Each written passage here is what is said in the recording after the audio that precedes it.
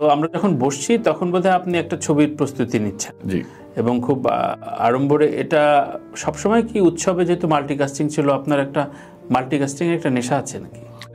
না, এটা কিন্তু এইভাবে আসে নাই এবার, এরকম কোনো নেশা নাই, কিন্তু এবার আসলে এক দুজন তারকা আমার চলে না। সেটা না, আসলে উৎসব সফল হওয়ার পর আসলে আমার প্ল্যান ছিল, আমি আগে একটা ছবির কথা ভেবেছিলাম যেটা আমি অনেক বছর ধরে লেখা হচ্ছে, সেটা বানাবো। কিন্তু পরবর্তীতে আমার লেখকদের সাথে, বিশেষ লেখকের সাথে কথা বলতেছিলাম যে আচ্ছা এরপর ছবিটা ওটাই করি, তাহলে ওটা তো অনেকদিন ধরে আমরা চাচ্ছি করতে, আচ্ছা এবার এত আশা করি ওইটা আমরা করতে পারবো আর কি। তো ও বললো যে ভাই এটা আমাদের ছবিটা তো ফ্যামিলি, মানে পারিবারিক দর্শক হ্যাঁ সবাই দেখেছে আর কি, তো ওই ছবিটার গল্পটা একটু ডার্ক আর কি, মানে আচ্ছা। একটু অ্যাডাল্ট গল্প আর কি, মানে অ্যাডাল্ট বলতে মানে মানে ঠিক সবাই মিলে, মানে হ্যাঁ ফ্যামিলি নিয়ে দেখবে ঠিক এরকম না আর কি। আচ্ছা, দেখতে পারে বাট মানে একদম বাচ্চাদের জন্য না আর কি।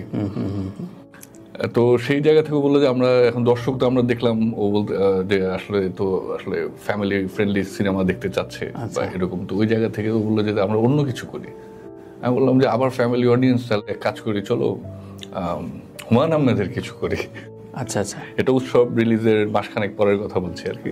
রিলিজের পরে ভাবনাটা হয়েছে হুমায়ূন আহমেদ। আচ্ছা আচ্ছা, হুমায়ূন আহমেদকে চুজ করা মানে কোন কারণে, মানে ম্যাস পিপুলকে কানেক্ট করা নাকি আপনার পুরনো মোহ? দুটা, একটাই প্রথমত অবশ্যই যে কোনো পরিচালকের জন্যই তো আসলে হুমায়ূন আহমেদ স্যারের একটা ওনার থেকে কিছু করাটা তো আসলে স্বাভাবিকভাবেই, আমিও ওনার ভীষণ ভক্ত, ছোটবেলা থেকেই তো ওনার লেখা পড়ে বড় হয়েছি, বা যা হয় আর কি আমাদের দেশে, ওনার নাটক দেখে বড় হয়েছি, ওনার সিনেমা দেখে বড় হয়েছি এবং পড়ে, তো কাজেই ওনার তো আসলে অনেক আগে থেকে বিভিন্ন আছে আর কি, যে এটাও সেটা যদি কখনো করা যেত বা এরকম, তো সেটা তো বটেই আর কি, সেটাই মানে ওনার থেকে কিছু করতে পারছি, এটাই মূল আগ্রহের জায়গাটা ছিল। আর পাশাপাশি হচ্ছে যে আমাদের যারা দর্শক তারাও আসলে হুমায়ূন আহমেদেরও তারা ভক্ত, তো এই সবকিছু মিলিয়ে ভাবলাম যে তাহলে